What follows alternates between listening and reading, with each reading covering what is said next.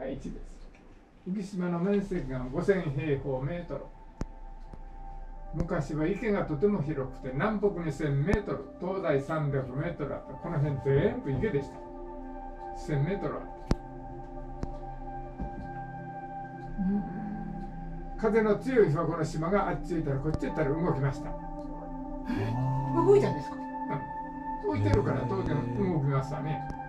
当たり前ですよ。船と一緒や。浮島ですから。とても面白い貴重な島なんですが、残念ながら戦争が終わって食べるものがなかった。この池埋め立てて畑にしたから。次の写真。もうこの時代になるとね、食料場用になったから家建てたり駐車場にしてますけど、終戦直後畑にしてみんなさつまいも作って、さつまいもばっか食べて、もう行けなくなったんで島動きたくても動けません。浮いてるだけ。これではあまりにもかわいそうなんで、最近になってこの駐車場をまた掘り起こして少しだけ池作りました。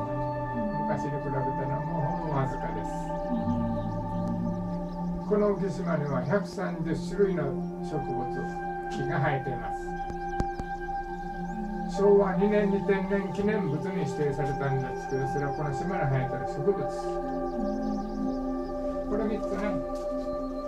寒いところの山鳥ゼンマイ、オオミズゴケ。3つ目は逆に亜熱帯、暑いところのテツボシだ。暑いところと寒いところの植物が同じところに育つのが珍しいということで天然記念物に指定されました。これを見つけたのがこちら。これ。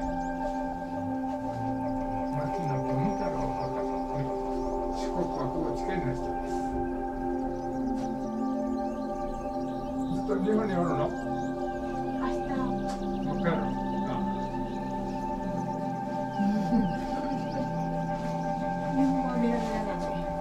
この池の水は地下水でとても冷たいので、こういう寒いところの植物が育つのではないかと言われています。池の水が冷たいためにいろんな植物の残骸が腐敗しないで泥炭という状態で積み重なって浮島ができています。